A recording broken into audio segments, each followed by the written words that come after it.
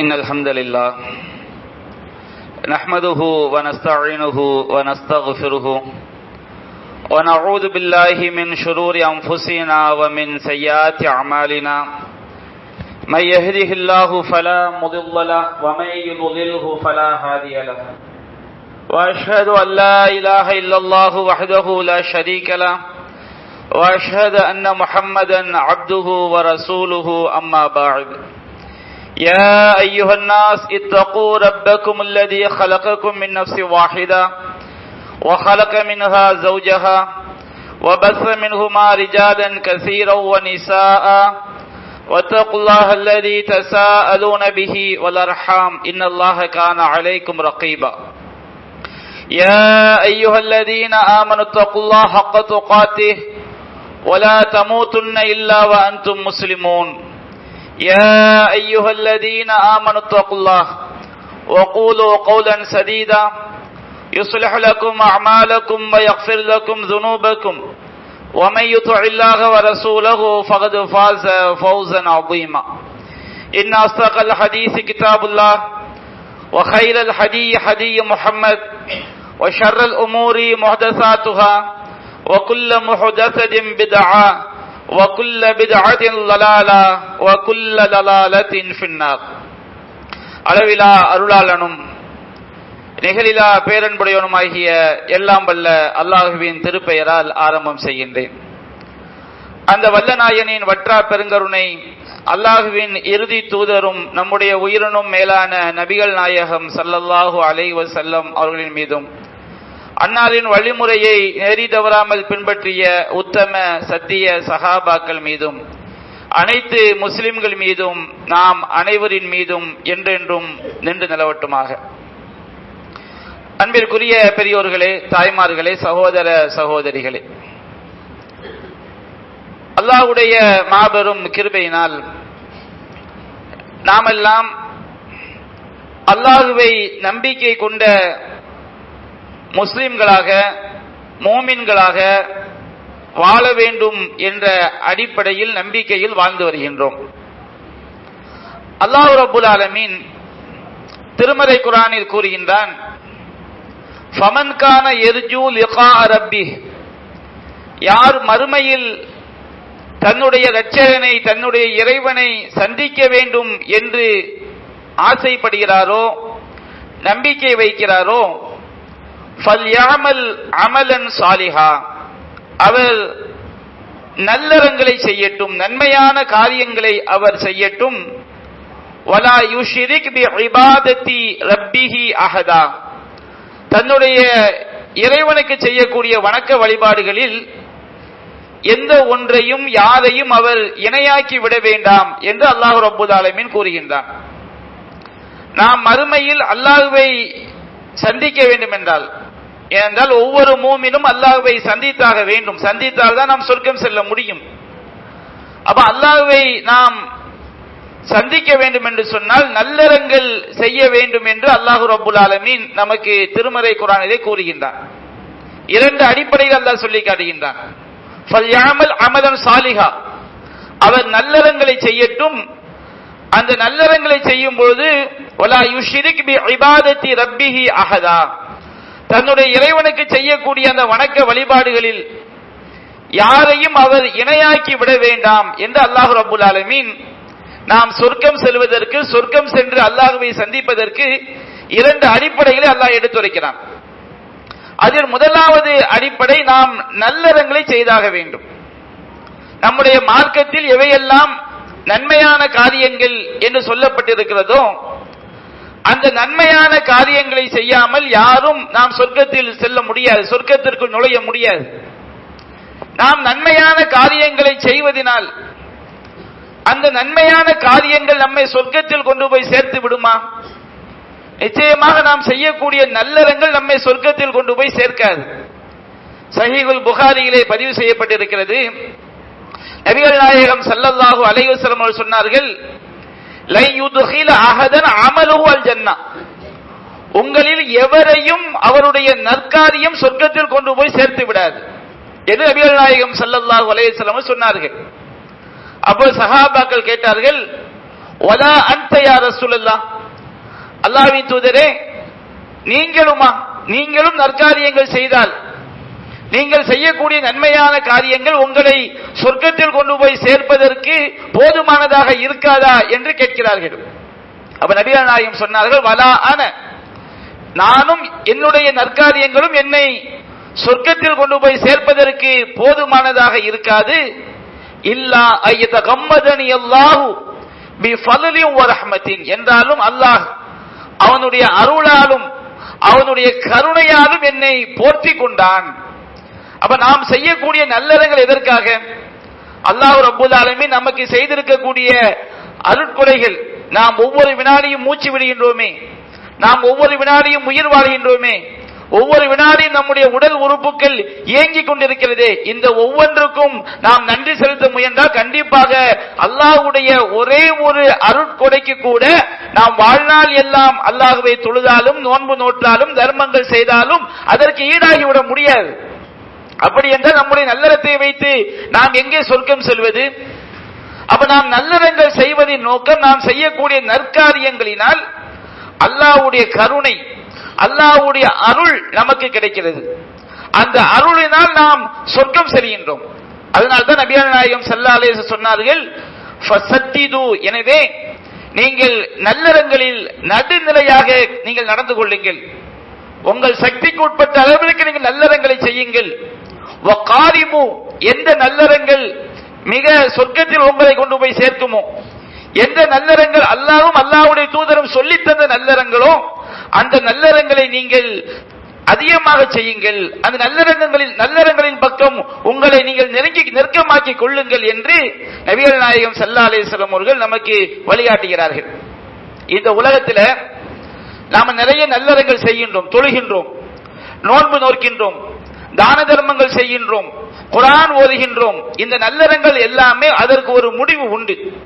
நபிகள் நாயகம் ஸல்லல்லாஹு அலைஹி வஸல்லம் சொன்னார்கள், இதா மாத்தல் இன்சானு இன்கதஅ அன்ஹு அமலுஹு குல்லு, ஒரு மனிதன் மரணித்து விட்டான் என்று சொன்னால் அவனுடைய எல்லா நல்லறங்களும் முடிவுக்கு வந்துவிடும்.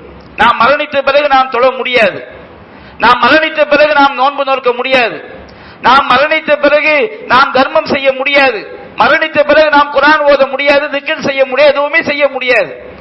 நாம் மரணித்து உயிரோடு இருக்கும் பொழுதுதான் நாம் நல்லறங்களை செய்ய முடியும். உயிரோடு இருக்கும் பொழுது தொழ முடியும், நோன்பு நோக்க முடியும், ஜக்காத் கொடுக்க முடியும். அதே நேரத்தில் நாம் மரணித்து விட்டோம் என்று சொன்னால் நம்முடைய எல்லா செயல்களும் முடிவுக்கு வந்துவிடும். ஆனால் 3 செயல்கள் மட்டும் நாம் மரணித்த பிறகும் நமக்கு நன்மையை தந்து கொண்டே இருக்கும். அந்த 3 செயல்கள் என்ன? நபிகள் நாயகம் சொன்னார்கள், இல்லாமின் சதக்கத்தின் ஜாரியா, ஓடிக்கொண்டே இருக்கக்கூடிய தர்மம் என்றார்கள். ஜாரியா என்று சொன்னால் ஓடிக்கொண்டே இருக்கிறது. ஆறு எப்படி ஓடிக்கொண்டே இருக்குமோ, காற்று எப்படி வீசிக்கொண்டே இருக்குமோ, அதுபோன்று ஓடிக்கொண்டே இருக்கக்கூடிய தர்மம். இரண்டாவதாக சொன்னார்கள், இல்முன் யுன்தஃபவு பிஹி, பயனுள்ள கல்வி. அல்லாஹ்வுடைய மார்க்கத்தை படித்து அதை பிற மக்களுக்கு ஒருவன் போதிக்கிறான், அவனுடைய போதனை மக்களுக்கு மத்தியில் இருந்து கொண்டிருக்கக்கூடிய காலமெல்லாம் அவன் மரணித்து விட்டாலும் அவனுடைய போதனையை கேட்கக்கூடிய மக்கள், அவனுடைய போதனைகளை பின்பற்றக்கூடிய மக்கள், அவைகள் பின்பற்றும் காலமெல்லாம் அவனுக்கு நன்மை சேர்ந்து கொண்டே இருக்கும். மூன்றாவதாக சொன்னார்கள், வலதுன் சாலிஹுன் யதுஉ லஹு, அவனுக்காக பிரார்த்தனை செய்யக்கூடிய நல்லொழுக்கம் உள்ள குழந்தை. என்று சொன்னால் ஒருவன் பெற்றிருக்கக்கூடிய குழந்தை என்பது அல்லாஹ்வின் நாட்டப்படி அவனுடைய உழைப்பு. அவன் திருமணம் செய்து அதற்காக அவன் மணப்பெண்ணை தேடி பல்வேறு தியாகங்களை செய்து அவன் தனக்குரிய வாரிசுகளை உருவாக்குகிறான். அந்த வாரிசுகள் நல்லொழுக்கம் உள்ள வாரிசுகளாக இருக்கும் பொழுது அவன் அதற்காக அந்த பிள்ளையை பெறுவதற்கு, அந்த பிள்ளையை வளர்ப்பதற்கு, அதற்கு மார்க்கத்தை போதிப்பதற்கு அவன் மிக பெரும் சிரத்தை எடுத்துக்கொண்ட காரணத்தினால், அது அவனுடைய சம்பாத்தியமாக இருப்பதினால் அல்லாஹ் ரப்புல் ஆலமீன் அந்த பிள்ளைகள் செய்யக்கூடிய துஆவின் மூலம் அவனுடைய பெற்றோர்கள் மரணித்து விட்டாலும் அவர்களுக்கு அல்லாஹ் நன்மைகளை கொண்டு போய் சேர்க்கிறான். இந்த 3 விஷயங்களும் தான் நாம் மரணித்த பிறகும் நமக்கு நன்மையை தந்து கொண்டே இருக்கக்கூடியது. அல்லாஹ் ரப்புல் ஆலமீன் திருமறை குர்ஆனில் பல்வேறு வசனங்களில் நாம் மரணித்த பிறகு நமக்கு நன்மைகளை தொடர்ந்து தரக்கூடிய காரியங்களை நாம் செய்ய வேண்டும் என்று அல்லாஹ் நமக்கு சுட்டி காட்டுகின்றான். சூரா யாசினிலே அல்லாஹ் கூறுகின்றான், இன்னா நஹ்னு நுஹ்யில் மௌத்தா, நிச்சயமாக நாம் தான் மரணித்தவர்களை உயிரோடு எழுப்புவோம். மறுமை நாளில் மரணித்தவர்களை அல்லாஹ் உயிரோடு எழுப்புவான். வ நக்துபு மா கத்தமு வ ஆசாரஹும், அவர்கள் மறுமை நாளிலே அல்லாஹ் கூறுகின்றான், ஒருவன் மரணித்து விட்டால் அவர்கள் முற்படுத்தியவற்றையும் அவர்களின் தடயங்களையும் நாம் பதிவு செய்து கொண்டிருக்கிறோம் என்று அல்லாஹ் கூறுகின்றான். வ நக்துபு மா கத்தமு வ ஆசாரஹும், நாம் முற்படுத்தியது என்றால் என்ன? நாம் முற்படுத்தியது என்று சொன்னால், நாம் மரணிக்கின்ற வரை இந்த உலகத்தில் நாம செய்த தொழுகைகள், நாம நோட்ட நோன்புகள், நாம செய்த எல்லா நல்லறங்களும் நாம் முற்படுத்தியவை. ஆசாரகும், அவர்களுடைய தடயங்கள் என்று அல்லாஹ் குறிப்பிடுகின்றான். நாம் மரணித்த பிறகு, நம்முடைய மரணத்திற்கு பிறகு நமக்கு நன்மை சேருவதை போன்று, தொடர்ந்து நன்மை சேர்ந்து கொண்டிருப்பதை போன்று, நமக்கு தொடர்ந்து தீமை சேர்ந்து கொண்டிருப்பதை போன்ற காரியங்களை நாம் செய்துவிட்டு மரணித்தால், நாம் மரணித்தாலும் சரி, நாம் நமக்கு தொடர்ந்து நன்மையை சேர்க்கக்கூடிய காரியங்களை செய்துவிட்டு மரணித்திருந்தோம் என்று சொன்னால், அது நமக்கு எழுதப்பட்டு கொண்டே இருக்கும். நாம் உயிரோடு இருக்கும் பொழுதுதான் நம்மை கண்காணிக்கக்கூடிய வானவர்கள் நமக்கு நன்மை தீமைகளை பதிவு செய்கிறார்கள். ஆனால் நம்முடைய மௌத்துக்கு பிறகும் நாம் இந்த உலகத்தில் என்ன தடயத்தை விட்டு செல்கிறோம்? எல்லாரும் தடயம் என்று சொன்னால் வாழ்ந்த கோட்டைகள், வீடுகள், இதைத்தான் தடயம் என்று சொல்வார்கள். ஆனால் இஸ்லாம் எதை தடயம் என்று சொல்கிறது தெரியுமா? திருமறை குர்ஆன், அவர்கள் முற்படுத்தியவற்றையும் அவருடைய தடயங்கள் என்று அல்லாஹ் சொல்வது, நாம் மரணித்த பிறகு எந்தெந்த காரியங்கள் எல்லாம் நாம் இறந்து போய்விட்டாலும், நம்முடைய செயல் முடிந்து போய்விட்டாலும் நமக்கு நன்மையை தந்து கொண்டே இருக்குமோ அந்த காரியங்களைத்தான் இஸ்லாம் தடயம் என்று சொல்லி காட்டுகிறது.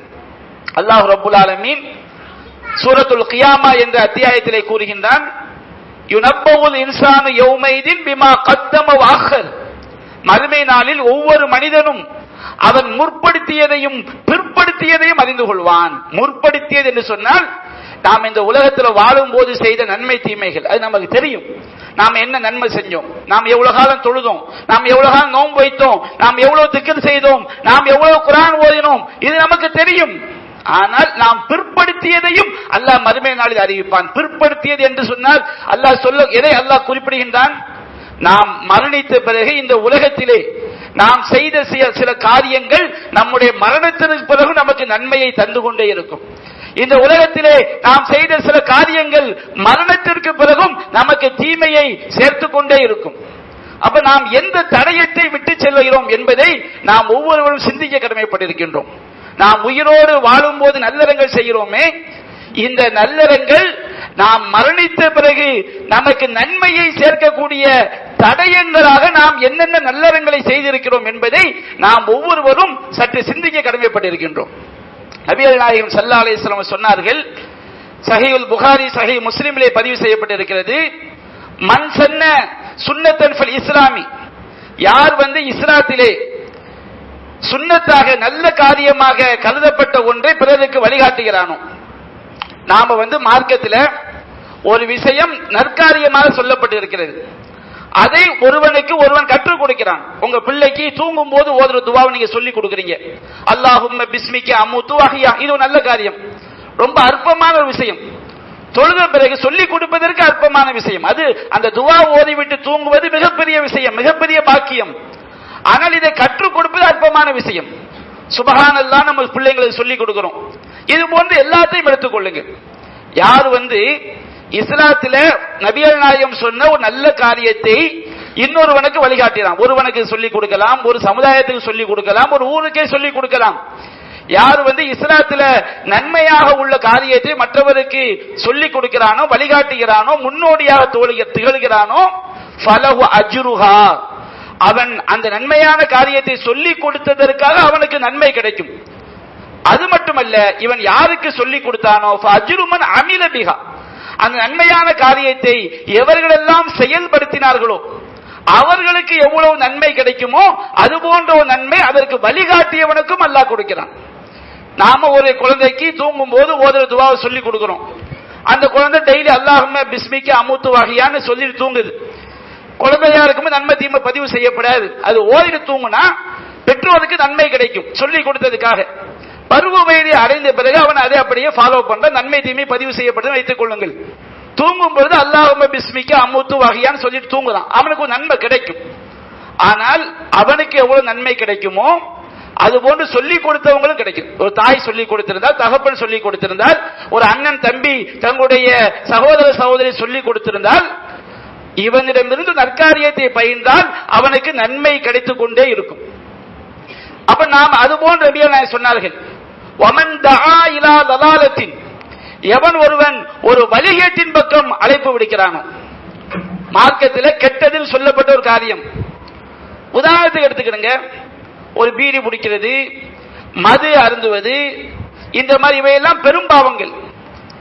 கஞ்சாவெல்லாம் பயன்படுத்துறாங்களா இல்லையா? மைதானத்தை, நாம் விளையாட்டு மைதானத்தை போய் ஆண்களும் பெண்களும் ஒரு தடவை சுற்றி பாருங்கள். நம்முடைய பள்ளியாசலுக்கு வலதுபுறமாக இருக்கக்கூடிய அந்த மைதானத்தை போய் எவ்வளவு கஞ்சா பொட்டலங்கள் கீழே கிடைக்கிறது, எவ்வளவு இளைஞர்கள் அதற்கு அடிமையாயிருக்கிறார்கள். இதை ஒருவன் இன்னொருவனுக்கு சொல்லிக் கொடுக்கிறான். ஒருவனுக்கு என்ன செய்யலாம்? ஒரு பாவமான காரியத்தை ஒருவன் மற்றொருவனுக்கு சொல்லிக் கொடுத்தால், அந்த பாவத்தை எவன் சொல்லிக் கொடுத்தானோ, சொல்லிக் கொடுத்த தீமை எழுதப்படும். அந்த பாவத்தை இவனிடமிருந்து யாரெல்லாம் பயின்றார்களோ அனைவரும் அவர்களுக்கும் தீமை எழுதப்படும். அனைவருடைய தீமை இவனுக்கும் எழுதப்படும். இவன் மௌத்தா போனாலும் சரி, இவன் பாவ மன்னிப்பு கேட்காமல் மரணித்து விட்டான்னு சொன்னால், கியாமத் நாள் வரை அந்த தீமை அவன் கணக்கில் சேர்ந்து கொண்டே இருக்கும். அன்பிற்குரிய சகோதரர்களே, நபிகள் நாயகம் ஸல்லல்லாஹு அலைஹி வஸல்லம் சொன்னார்கள், எந்த ஒரு ஆத்மாவும் லா துக்தலு நஃப்சுல் லுதுமன் இல்லா கான அலா இப்னி ஆதமல் அவ்வலி, எந்த ஒரு உயிர் இந்த உலகத்தில் அநியாயமாக கொல்லப்பட்டாலும் ஆதம் அலைஹிஸ்ஸலாம் அவருடைய முதல் மகனுக்கு அந்த கொலை குற்றம் பதிவு செய்யப்படும். இந்த உலகத்தில் உலகம் படைக்கப்பட்டதிலிருந்து கியாமத் நாள் வரை இப்ப நம்ம வாழ்ந்து கொண்டிருக்க காலம் வரைக்கும் எத்தனை கோடான கோடான கொலைகள் நடந்து கொண்டிருக்கிறது. இது அநியாயமாக நடைபெறக்கூடிய எல்லா கொலை பாவமும் அதை செய்தவங்களுக்கு எழுதப்படும். ஆதம் அலைஹிஸ்ஸலாமுடைய மகனுக்கும் அவ்வளவு பாவம் போய் சேரும். என்ன காரணம்? நபியான சொன்னார்கள், அவ்வளவு மன் சன்னல் கத்ல, முதன் முதலாக அந்த கொலைக்கு வழிகாட்டியாக காரணமாக திகழ்ந்தவன் அவன்தான். அப்ப நாம நன்மையான காரியத்துக்கு ஒரு காரணமாக திகழ்ந்தாலும் நம்முடைய மரணத்திற்கு பிறகு உள்ள தடயமாக அது இருக்கும். நாம் தீமையான காரியத்திற்கு காரணமாக திகழ்ந்தாலும் நம்முடைய மரணத்திற்கு பிறகு உள்ள தடயத்தை, நம்முடைய மரணத்திற்கு பிறகு நமக்கு தீமையை சேர்த்து கொண்டே இருக்கக்கூடிய தடயமாக அது ஆகிவிடும். நாம எந்த தடயத்தை இந்த உலகத்தில் நாம் விட்டு செல்ல போகிறோம் என்பதை நாம் ஒவ்வொருவரும் சற்று சிந்திக்க கடமைப்பட்டிருக்கின்றோம். சஹாபாக்கள் எல்லாம் தங்களுடைய மரணத்திற்கு பிறகு தங்களுக்கு நன்மையை சேர்க்கக்கூடிய தடயத்திற்காக அவர்கள் பாடுபட்டார்கள்.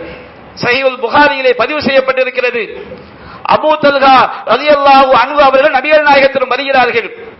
அல்லாஹ்வின் தூதரே, அல்லாஹ் ரப்பல் ஆலமீன் திருமறை குர்ஆனில் கூறுகின்றான், லன் தனாலுல் பிர்ர ஹத்தா துன்ஃபிகு மிம்மா துஹிப்பூன், நீங்கள் நேசிக்கக்கூடிய செல்வத்தை செலவு செய்யாதவரை நீங்கள் நன்மையை அடையவே முடியாது என்று அல்லாஹ் ரப்பல் ஆலமீன் குறிப்பிடுகின்றான். இன்ன அஹப்ப அம்வாலி இலைய பைருஹா, அந்த அபூ தல்ஹா ரலியல்லாஹு அன்ஹு அவர்களுக்கு பைருஹா என்ற ஒரு தோட்டம் இருக்கிறது, லாபம் தரக்கூடிய தோட்டம், மஸ்ஜிது நபவிக்கு முன்னால் இருக்கக்கூடிய ஒரு தோட்டம். அதுதான் எனக்கு செல்வங்களிலேயே மிக நேசத்திற்குரியது. அல்லாஹ்வின் தூதரே, நான் அதை அல்லாஹ்விற்கு ஃபஇன்னஹா ஸதகத்துலில்லாஹ், நான் அல்லாஹ்விற்காக நான் அதை தர்மம் செய்கிறேன். அர்ஜு பிர்ரஹா வ துஹரஹா இன்தல்லாஹ், அதனுடைய நன்மையையும் அதனுடைய சேமிப்பையும் நான் அல்லாஹ்விடம் எதிர்பார்க்கிறேன். இந்த உலகத்தில் எனக்கு எதுவும் தேவையில்லை, எனக்கு நன்மையாக ஆக வேண்டும், அது எனக்கு மறுமை சேமிப்பாக ஆக வேண்டும். அல்லாஹ்வின் தூதரே, அல்லாஹ் உங்களுக்கு வழிகாட்டிய பிரகாரம் இந்த தோட்டத்தை நீங்கள் பயன்படுத்திக் கொள்ளுங்கள் என்று அபூ தல்ஹா ரலியல்லாஹு அன்ஹு அவர்கள் நபிகள் நாயகத்திடம் ஒப்படைக்கிறார்கள். நபிகள் நாயகம் சொன்னார்கள், அபூ தல்ஹா அவர்களே, இந்த தோட்டத்தை உங்களுடைய உறவினர்களுக்காக நீங்கள் வழங்கி விடுங்கள். அந்த உறவினர்கள் தோட்டத்தை வைத்து அவர்கள் பலன் பெற்றுக் கொள்ளட்டும். ரசூல் ஸல்லல்லாஹு அலைஹி வஸல்லம் ஏன் இப்படி சொன்னார்கள்?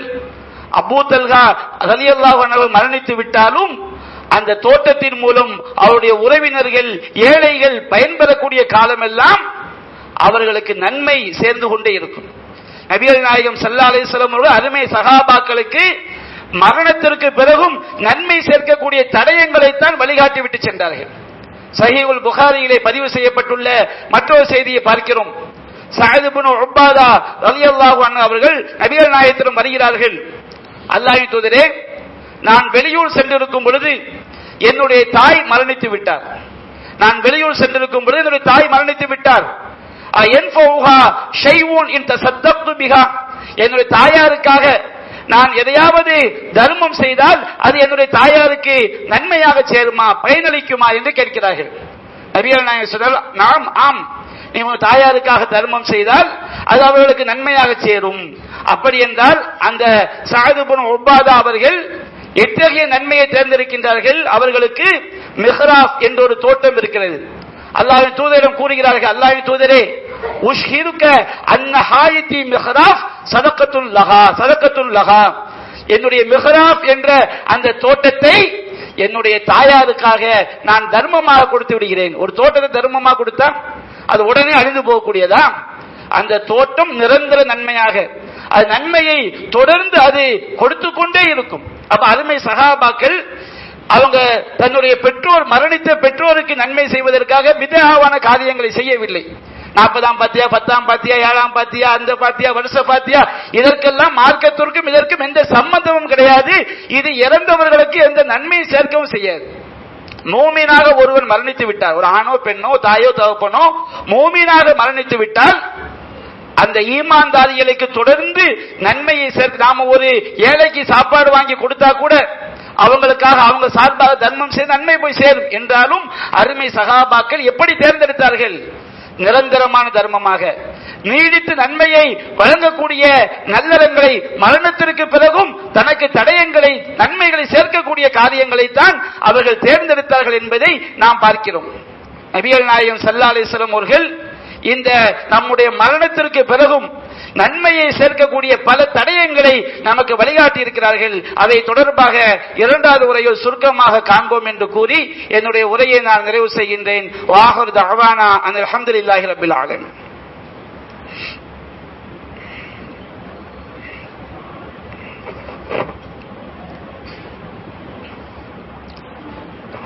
அல்ஹம்துலில்லாஹி ரப்பில் ஆலமீன். நஹ்மதுஹு வ நஸ்தஈனுஹு வ நஸ்தக்ஃபிருஹு ونعوذ بالله من شرور أنفسنا ومن سيئات أعمالنا من يهده الله فلا مضل له ومن يضلله فلا هادي له وأشهد أن لا إله إلا الله وحده لا شريك له وأشهد أن محمدا عبده ورسوله أما بعد.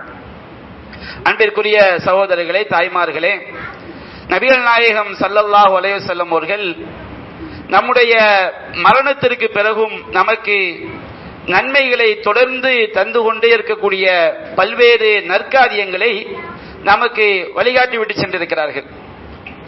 அந்த நற்காரியங்களில் ஒன்றுதான் நாம் இந்த உலகத்தில் வாழும் பொழுது அல்லாஹ்வுக்காக ஒரு ஆலயத்தை உருவாக்குவது. நபிகள் நாயகம் ஸல்லல்லாஹு அலைஹி வஸல்லம் சொன்னார்கள், மன் பனா லில்லாஹி மஸ்ஜிதன் பனல்லாஹு லஹு பைத்தன் ஃபில் ஜன்னah. யார் இந்த உலகத்திலே மன்பனா லில்லாஹி மஸ்ஜிதன் யப்தகி பிஹி வஜ்ஹல்லாஹ், அல்லாஹ்வுடைய திருமுகத்தை நாடி வேற எந்த நோக்கமும் இல்லாமல், பெருமைக்காகவோ பகட்டுக்காகவோ தன்னுடைய பெயர் மக்கள் மத்தியில் நிலைக்க வேண்டும் என்பதற்காகவோ எந்த நோக்கமும் இல்லாமல் முழுக்க முழுக்க இஹ்லாஸாக மன தூய்மையான முறையில் யார் அல்லாஹ்வுக்காக ஒரு ஆலயத்தை கட்டி எழுப்புகிறாரோ, பனல்லாஹு லஹு பைத்தன் ஃபில் ஜன்னah, அல்லாஹ் ரப்பல் ஆலமீன் அவருக்காக சொர்க்கத்தில் ஒரு வீட்டை கட்டுகிறான். இன்னொரு அறிவிப்பிலே வருகிறது, பனல்லாஹு பைத்தன் லஹு ஃபில் ஜன்னதி மிஸ்லஹு, சொர்க்கத்தில் அது போன்ற ஒரு மாளிகையை அல்லாஹ் கட்டுகிறான்.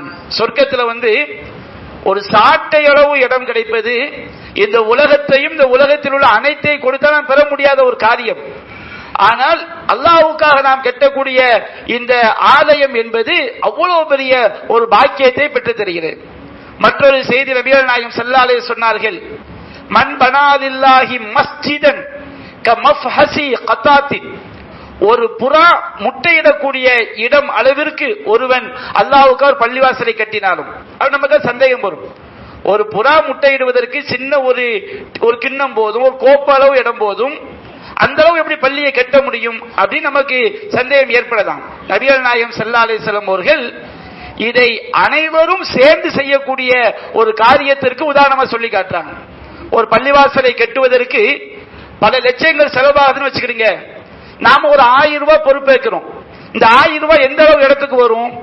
அது ஒரு புறா முட்டை இடுவதற்கு ஒரு அடி ஆகுமா? அந்த அளவு இடத்துக்கு தான் அது போதுமானதா இருக்கும். அவ அந்த அளவாக நீங்கள் பங்கேற்றுக் கொள்ளுங்கள் என்பதுதான் நபிகள் நாயகம் ஸல்லல்லாஹு அலைஹி வஸல்லம் சொல்ல வரக்கூடிய செய்தி. மன்பனா லில்லாஹி மஸ்ஜிதன் கமஃபஹஸி கதாத்தின், ஒரு புறா முட்டையிடக்கூடிய இடம் அளவிற்காவது யாரெல்லாம் அல்லாஹ்வுடைய பள்ளிவாசலை கட்டுகிறார்களோ பனல்லாஹு லஹு மிஸ்லஹு பைத்தன் ஃபில் ஜன்னah, அல்லாஹ் ரப்பல் ஆலமீன் அவளுக்காக சொர்க்கத்தில் ஒரு வீட்டை கட்டுகிறான். அன்பிற்குரிய சகோதரர்களே, பள்ளிவாசல் உருவாக்கம் என்பது அது மார்க்கத்தை ரொம்ப ரொம்ப ரொம்ப வலியுறுத்தப்பட்ட ஒன்று. அல்லாஹ் ஏகத்துவத்தை சொல்லக்கூடிய, சத்திய தீனுல் இஸ்லாத்தை சொல்லக்கூடிய அந்த ஆலய உருவாக்கம் என்பது மார்க்கத்தை ரொம்ப வழிகாட்டப்பட்டிருக்கிறது. நபிகள் நாயகம் ஸல்லல்லாஹு அலைஹி வஸல்லம் அவர்கள் மதீனாவிற்கு வந்தவுடன் இப்பொழுது மஸ்ஜிதுல் குபா என்ற ஒரு பள்ளிவாசல் இருக்கிறது. அதேபோல மதீனாவிலே மஸ்ஜிது நபவி என்ற பள்ளிவாசல் இருக்கிறது. மஸ்ஜிதுல் குபா என்ற பள்ளிவாசல் நபிகள் நாயகம் ஸல்லல்லாஹு அலைஹி வஸல்லம் அவர்கள் அங்கே மதீனாவிற்கு ஹிஜ்ரத் செய்து வருகை தந்தவுடன் அது பனு நஜ்ஜார் என்ற கோத்திரத்தாருக்கு, குடும்பத்தாருக்கு உரியதாக இருந்தது. மஸ்ஜிதுல் குபா பள்ளிவாசல் கட்டப்பட்ட இடம். அப்ப நபிகள் நாயகம் ஸல்லல்லாஹு அலைஹி வஸல்லம் அவர்கள் அந்த பனு நஜ்ஜார் கோத்திரத்திடம் அவர்கள் கோரிக்கை வைக்கிறார்கள். யா பனி நஜ்ஜார் சாமினூனி ஹாயித்தக்கும், பனு நஜ்ஜார் கூட்டத்தினரே உங்களுடைய தோட்டத்தை எனக்கு விலைக்கு தாருங்கள் என்று அவன் கோரிக்கை வைக்கிறாங்க. அப்ப அந்த கூட்டத்தார் என்று நன்மையை விளங்கியவர்கள். ஒரு ஆலயத்தை உருவாக்கினால், ஒரு பள்ளிவாசலை உருவாக்கினால், அதுவும் சத்தியத்தை சொல்லக்கூடிய பள்ளிவாசல், ஏகத்துவத்தை ஓரிரை கொள்கையை சொல்லக்கூடிய பள்ளிவாசல், குர்ஆன் சுன்னாவின் அடிப்படையில் மக்களுக்கு வழிகாட்டக்கூடிய பள்ளிவாசல், இந்த பள்ளிவாசலை உருவாக்கினால் அதனுடைய நன்மை தொடர்ந்து வந்து கொண்டே இருக்கும் என்பதை விளங்கிய மக்களாக இருந்ததால் அந்த பனு நஜ்ஜார் சொன்னார்கள், கோத்திரத்தார் சொன்னார்கள், அல்லாஹ்வின் தூதரே நாங்கள் அதை உங்களுக்கு அன்பளிப்பாக தருகிறோம் என்று அவர் அன்பளிப்பாக வாரி இறைத்தார்கள். அந்த இடத்தில்தான் நபிகள் நாயகம் ஸல்லல்லாஹு அலைஹி வஸல்லம் அவர்கள் மஸ்ஜிதுல் குபா என்ற பள்ளிவாசலை கட்டினார்கள். அவர்கள் தன்னுடைய ஒட்டகத்திலே ஏறி மதீனாவிற்குள் வருகிறார்கள். இன்றைக்கு மஸ்ஜிது நபவி இருக்கிறதே, அந்த மஸ்ஜிது நபவி என்ற இடம் எப்படி பள்ளிவாசலாக ஆனது? நபிகள் நாயகம் ஸல்லல்லாஹு அலைஹி வஸல்லம் ஒட்டகம் அது அன்றைய காலகட்டத்திலே இன்றைக்கு மஸ்ஜிது நபவி இருக்கக்கூடிய அந்த இடத்திலே அப்படியே மண்டியிடுகிறது. நபிகள் நாயகம் ஸல்லல்லாஹு அலைஹி வஸல்லம் சொன்னார்கள், இந்த இடம்தான் நான் தங்குவதற்கும் அல்லாஹ்வுடைய ஆலயம் உருவாக்குவதற்கும் ஒரு இடம், உரிய இடம் என்கிறார்கள். அந்த நேரத்திலே அந்த இடம் சஹில் சுஹைல் என்ற 2 அனாதை சிறுவர்களுக்குரிய பேரித்தம் பழங்களை உதற வைக்கக்கூடிய ஒரு களமாக அந்த இடம் இருந்தது. நபிகள் நாயகம் ஸல்லல்லாஹு அலைஹி வஸல்லம் அவர்கள் அந்த சஹில் ரலியல்லாஹு அன்ஹு அவர்கள் சுஹைல் அந்த 2 அனாதை சிறுவர்களையும் அழைத்து உங்களுடைய இந்த இடத்தை எனக்கு விலைக்கு தாருங்கள் என்று கேட்கிறார்கள். அந்த 2 சிறுவர்களும் அவர்கள் மறுமையுடைய நன்மையை, பள்ளிவாசல் எழுப்புவதின், ஆலயத்தை எழுப்புவதின் நன்மையை அறிந்தவர்கள், அதனுடைய முக்கியத்துவத்தை உணர்ந்தவர்கள். அவர்கள் சொன்ன அல்லாஹ்வின் தூதரே பல் நஹபூலக்கும், நாங்கள் உங்களுக்கு இதை அன்பளிப்பாக தருகிறோம், என்னுடைய கூலியை நாங்கள் அல்லாஹ்விடமே தவிர வேறு யாரிடமும் எதிர்பார்க்க மாட்டோம் என்று சொன்னார்கள். நபிகள் நாயகம் ஸல்லல்லாஹு அலைஹி வஸல்லம் அவர்கள் அந்த சஹில் சுஹைல் என்ற அந்த 2 அனாதை சிறுவர்கள் அன்பளிப்பாக கொடுத்த அந்த இடத்தை வாங்கித்தான் அதிலே அல்லாஹ்விடம் தன்னுடைய உழைப்பை செய்கிறார்கள். பள்ளிவாசலை கட்டும் பொழுது ஒவ்வொரு சஹாபாக்களும் செங்கற்களை சுமக்கிறார்கள், கற்களை சுமக்கிறார்கள். பள்ளிவாசல் என்பது அது நிரந்தரமான தர்மம். நாம் மரணித்த பிறகும் நமக்கு நன்மையை தந்து கொண்டே இருக்கக்கூடிய இடம். அல்லாஹ்வின் தூதர் சங்கற்களை சுமக்கிறார்கள், அம்மார் ரலியல்லாஹு அன்ஹு சங்கற்களை சுமக்கிறார்கள், ஒவ்வொரு சஹாபாக்களும் சங்கற்களை சுமக்கிறார்கள். நபிகள் நாயகம் ஸல்லல்லாஹு அலைஹி வஸல்லம் சுமந்து கொண்டே வரும்போது அவர்கள் ஒரு கவிதையை சொன்னார்கள், ஹாதல் ஹிமாலு லா ஹிமால ஹைபர், இந்த சுமை என்பது நாங்கள் அல்லாஹ்வுடைய ஆலயத்தை உருவாக்குவதற்காக சுமக்கின்றோமே, இந்த சுமை என்பது ஹைபர் தேசத்திலே வசிக்கின்ற யூதர்கள் சுமக்கக்கூடிய சுமை கிடையாது.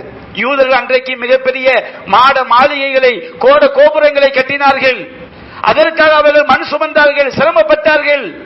ஆனால் நபிகள் நாயகம் கூரை கொட்டகையில் தான் பள்ளிவாசலை கட்டினார்கள்.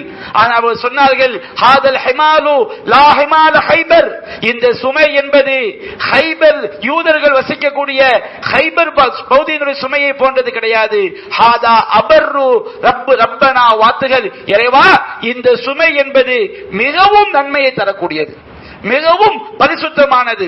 அடுத்தவர்கள் சொன்னார்கள், அல்லாஹும்ம இன்னல் ஐஷ ஐஷுல் ஆஹிரா, இறைவா வாழ்க்கை என்றால் மறுமை வாழ்க்கை தான். ஃபக்ஃபிர் அன்சாரி வல் முஹாஜிரா, எனவே அன்சாரிகளுக்கும் முஹாஜிர்களுக்கும் நீ பாவ மன்னிப்பை வழங்குவாயாக என்று அல்லாஹ்வின் தூதர் அருமை சஹாபாக்கள் எல்லாம் அல்லாஹ்வுடைய ஆலயத்தை எழுப்புவதற்காக செங்கற்களை சுமந்து கொண்டு செல்லும் பொழுது அவர்கள் சொன்ன அற்புதமான வார்த்தை, நாம் அல்லாஹ்வுடைய ஆலயத்தை உருவாக்குவதற்காக, இணை வைப்பு காரியங்களை பிரச்சாரம் செய்வதற்காக அல்ல.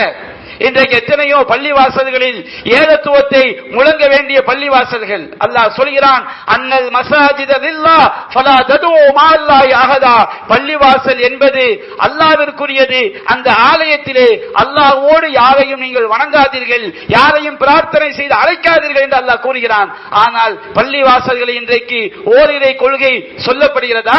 ஆனால் இணை வைக்கக்கூடிய தர்கா வழிபாடுகள், ஷிர்கான காரியங்கள், பித்அத்தான காரியங்கள் தான் இன்றைக்கு அதை நோக்கி மக்களை அழைப்பதற்குத்தான் அல்லாஹ்வுடைய ஆலயங்கள் பயன்படுத்தப்படுகிறது.